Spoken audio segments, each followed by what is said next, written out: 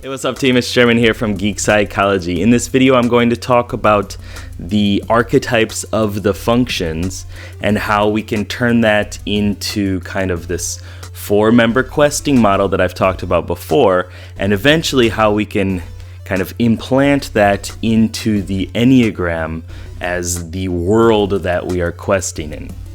So this first one is just going to go into more depth about the different functional archetypes. And I have my MacBook down there, so I'm going to be reading a lot from that to give more clear examples. So that's what's happening if you see me look down there. So starting out, you have your four components, right? Your functions within your function stack. If you don't know what that is, you should probably look that up before continuing through this video, because it'll hopefully work together and you'll get more ideas through that. I'm not going to try to go too much into any specific function stack right now, or the necessarily the cognitive functions themselves. We're just talking about the overall archetype and how they work within your psyche. So first you have your hero, which is your dominant function. This is the dominant state that you prefer to be in. This is where your confidence a lot of times comes from. You're the most confident in it and the most competent in this style. It's also the most trusted. So now I'm going to kind of shift it into being personified, right? So this is you, essentially, and the hero is like almost always right within any game and any movie and things like that. They have different dynamics to it, of course, but that's generally what it is. And they are usually morally superior. I'm going to talk about the antihero and stuff like that later, but the most standard hero is usually morally superior in terms of their own values and their emotional state, and they are an established force for good within the universe. And they have this feeling of being right at all times. This is your dominant function. You're going to feel like that when you're really focused on your dominant function. A lot of the quotes and information I'm going to be talking about are coming from the TV Tropes website. Don't take any of this as necessarily my own information, although I have put a lot of time into kind of meshing them together. So the hero is also the one that chooses the goals.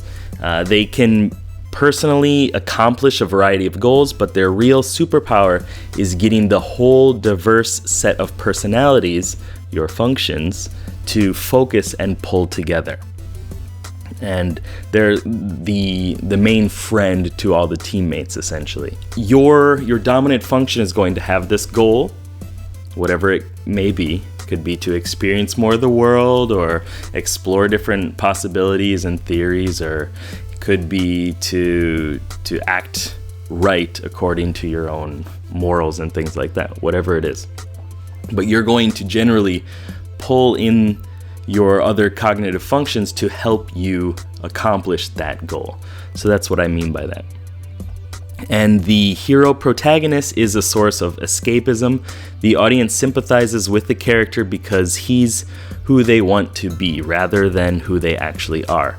I think this has a lot to do with your ego and kind of who you are as true being.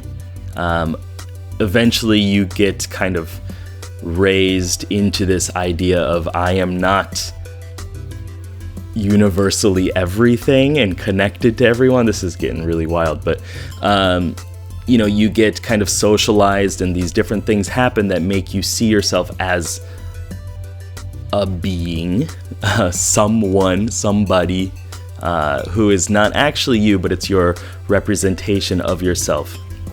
And I think this has a lot to do with mainly the dominant function in that sense. You are really rooting for your dominant function to accomplish its goals.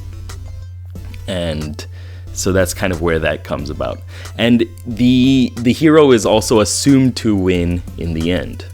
It doesn't always happen. There are sad hero sagas and stuff like that too, but in general, they're assumed to win. And for us, let's hope that they do win. I want to make this a good story for all of us. So you have, right there, you have your dominant cognitive function archetype.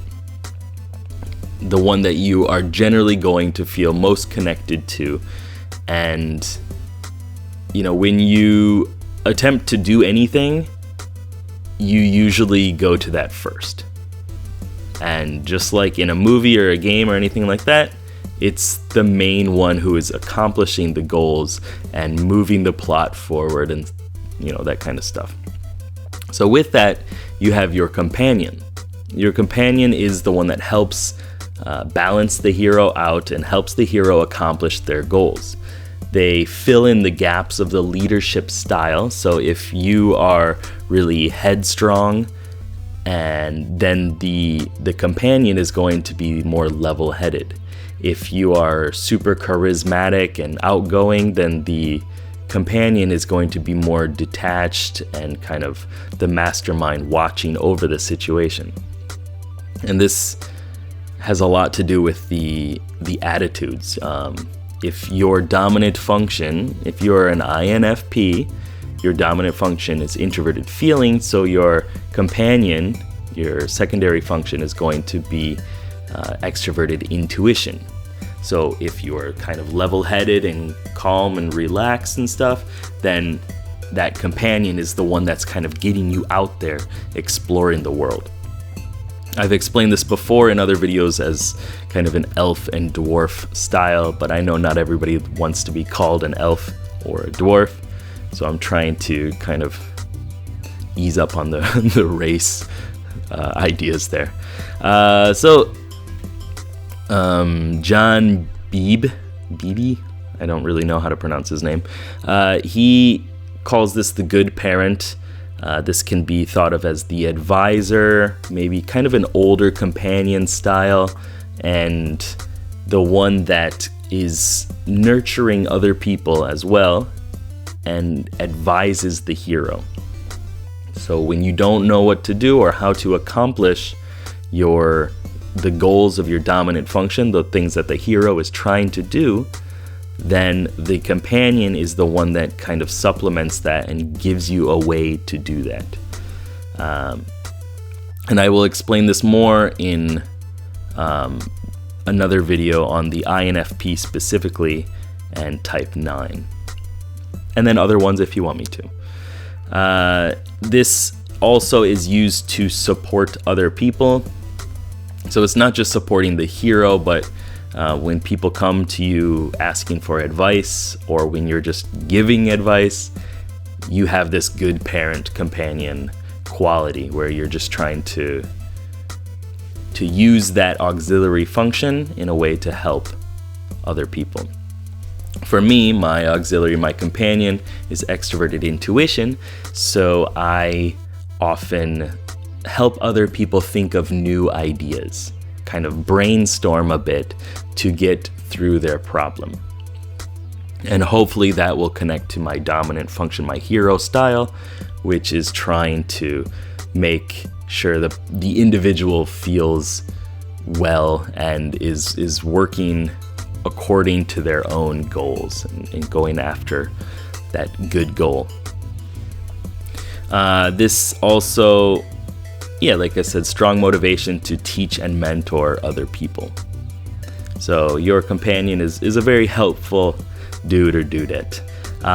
Some of the best known sidekick characters, the companion characters, are Dr. Watson paired with Sherlock Holmes, Chewbacca paired with Han Solo, Samwise paired with Frodo in The Lord of the Rings, Ellie paired with Joel in The Last of Us, Elizabeth paired with Booker in BioShock Infinite, Luigi or Yoshi paired with Mario, and Bucky Barnes paired with Captain America, and Tails paired with Sonic.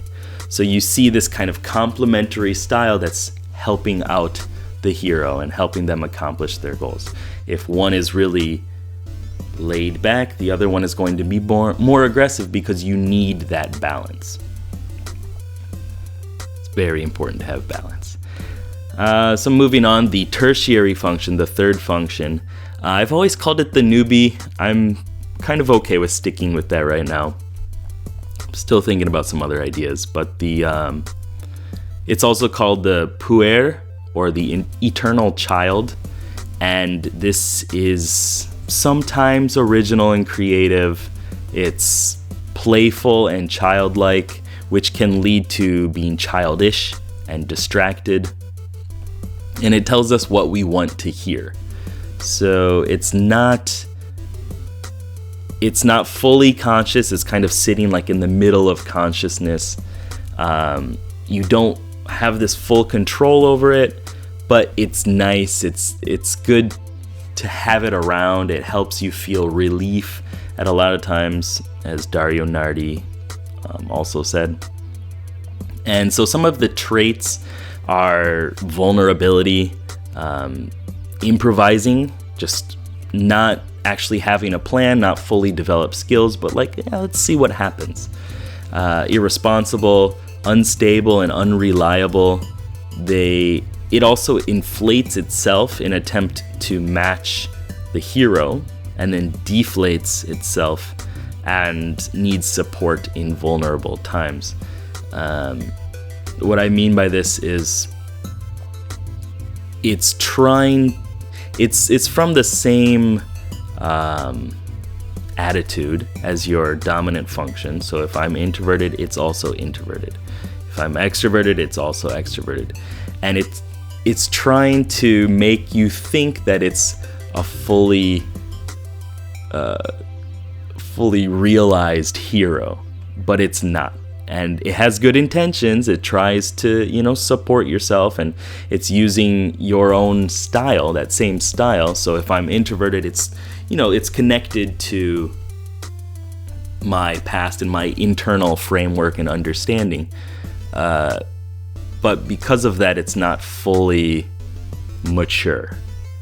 And so it's going to try to support the hero style, and then it's usually going to fail. It's going to die, and then it'll need to be supported again, like a child, who's trying to show off for mommy or daddy, and then just kind of not quite hitting the mark. I've said before in another video that it has good intentions, but it just doesn't quite get it done. Not in the right way, but it's still trying.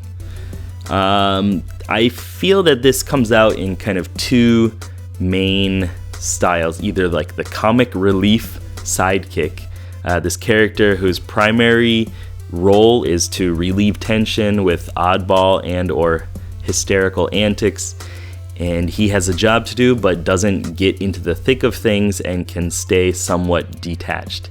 Since their purpose is to relieve tension, they almost always have immunity to dying when compared to the other characters. It's kind of comic relief. My introverted sensing is not the strongest, but it helps me out and it makes me feel good and, nostalgic and things like that. The reckless sidekick is also another archetype within this, and usually the hero is older and calmer while also being stronger and a better combatant than their hot-blooded younger charge. For these or other reasons, the hero will instruct the sidekick to hang back and observe events, or leave a particularly dangerous fight to him alone. They never do. So it's like, your hero style is wiser in some sense, has more experience or whatever, and you don't necessarily want this newbie or this level 10 character or whatever to go out there and join the fight. You want them to stay back and be safe. But sometimes it just comes out and it causes havoc. The reckless sidekick will rush in headlong regardless of the danger and get captured or otherwise get himself into serious trouble, forcing the hero to choose whether to stop the bad guys or risk rescuing the sidekick. this happens a lot. Your inferior function is going to do something that isn't quite the best choice. Once again, I'm personifying all these, but isn't quite the best choice, and then you have to deal with what just happened. In an example, let's see. For me as an INFP, mine is introverted sensing. I've considered it to be like a guardian kind of slow and methodic style, but every once in a while he's going to be like, I need to save the hero. He's going to maybe throw his shield and try to charge in there. And then I'm like, no, I was okay. Crap. And then you got to go protect him. It's not always aggressive in that sense, but it's always protecting the hero's agenda. So when I get too into routine, which is something I'll talk about in the Enneagram 9 videos specifically, it's because that sidekick is trying to protect me. It's trying to keep me from exploring the world and getting lost in other stuff. It's like, well, if I just stick to the routine, then everything's going to be fine. So like, it's not always reckless, but it's always doing something incorrectly to help the hero. Not always. A lot of times. And so they're anxious to show off their skills, and that gets them into trouble. So some notable newbies, Leroy Jenkins from World of Warcraft, his whole team was making this plan, and he comes back and just runs right in, and they have to all protect him and kind of deal with the problems that he's creating. Falco from Star Fox 64, he's kind of this hotshot. He's trying to go out there and get more kills than anybody else in his team, and sometimes he gets himself into trouble and you need to go protect him. Zach from League of Legends, if you don't know him, he's this big green blob that kind of charges up and can launch himself across the terrain into the middle of a fight to initiate the fight. And sometimes, depending on who's controlling him and what position he's in, he's gonna die. Or everybody else goes in to try to protect him, and then they all die, and it's a wipe. From Star Wars, you have Anakin when Obi-Wan is detailing a plan to attack against Dooku, and Anakin doesn't wait to hear the whole plan before charging in. And he actually said, I'm taking him now, and then he gets immediately zapped out by lightning. C-3PO and R2-D2 are also kind of the comic relief style, and they also get the crew into trouble. Merry and Pippin in Lord of the Rings, they're largely there for comic relief. They're there to keep things lighter. They have their times where they do shine and they take out orcs and stuff like that when they charge in or whatever. And so that's kind of part of that tertiary function. It's not always bad, but it has ways that the hero would not necessarily go about it. Another one, Iron Man in the Avengers. Captain America says we need to make a plan for attack, and he says, I have a plan. Attack. So this is another kind of that reckless style. And I think this would be more reckless for extroverts, as extroversion would have you think, trying to go out there and create change or whatever in the world. And more protective for introverts. But it still gets you in trouble. That's all I'm saying. All right, so one more. What I've always called the Escort. I've kind of thought of it as this buggy AI that, has this epic quest for you and something you're aspiring to complete, but it's not really controllable. It's going to get stuck in rocks and stuff like that. But I'm kind of rethinking it into this anti-hero style, or the foil. And a foil, jewelers often put shiny metal foil underneath a gem to make the stone shine brighter, and a literary foil serves a similar purpose. This character highlights someone else's trait, usually by contrast. And your dominant function and your inferior function are on the spectrum, opposite sides of it. And so whatever you've kind of identified as being yourself, you've also suppressed all this other stuff, and that gets shown a lot of times in the inferior function. And it gets projected onto other people and stuff like that too. And this makes your style shine more. When I used to meet someone who was an extroverted thinker, before even knowing about any of this stuff, I was like, I don't like how this person works.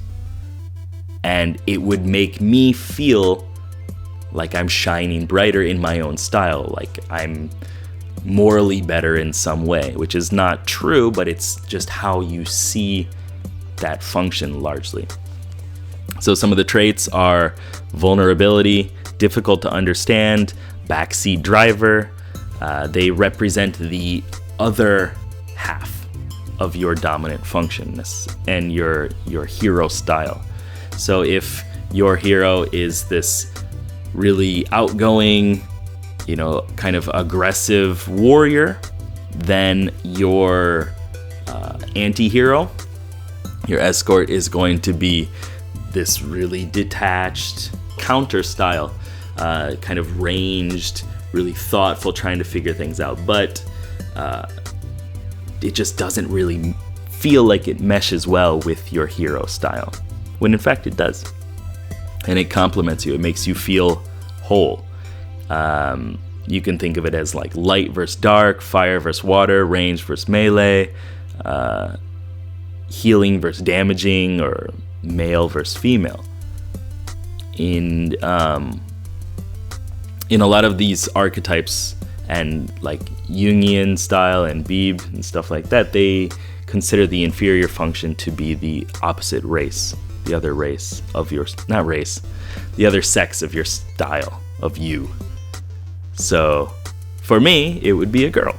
It would be this really strong, decision-focused, aggressive woman, to counter my kind of more relaxed, kind of unattached, but still really feeling male side. Let's see, what else? So there's this life-giving quest to understand and embrace the inferior function. And the style of the anti-hero really points that out. So you also feel inferior when using this or at things kind of related to it, because it's not your style. It's the opposite of your style.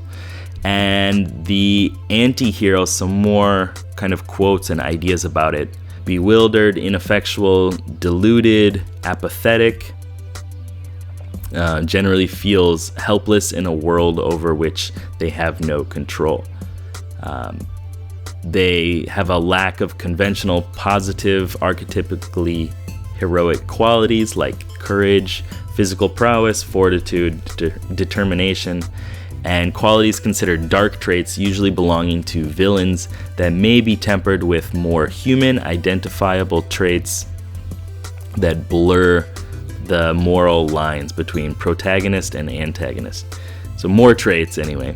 Amorality, greed, violent tendencies, being more cynical instead of idealistic, instigator, for sure, as the inferior function, voice of dissent, least likely to be a team player, the grumpy bear. They use dirty tricks a lot of times, or are the turncoat, which is a character that deserts the party or cause in order to join an opposing one. This would be projection, at least symbolically. And possibly noble but ambiguous motives pursued by the belief that the ends justify the means. So they're willing to do whatever they need to in order to get the job done. And this comes out a lot of times when you're in a lot of stress and you can't allow your hero style to do what it needs to do. You lose control of that, and then this anti-hero comes out and is like, I'm just going to get the job done, and then does it. And, your hero is very righteous and, the one that you connect with the most, so you don't like yourself a lot of times when that inferior function comes out in that way. When the anti-hero kind of destroys a whole room of people, you're like, no, there were better ways of doing that. I could have handled it on my own. Some notable anti-heroes: Shadow from Sonic the Hedgehog, Raphael from Teenage Mutant Ninja Turtles, Zero from Mega Man Zero series toes the line on this. I'm reading right now. As he isn't afraid to kill whatever stands between him and his goal. As he said in Mega Man 04, I never cared about justice, and I don't ever recall calling myself a hero. I have always only fought for the people that I believe in. I won't hesitate. If an enemy appears before me, I will destroy it.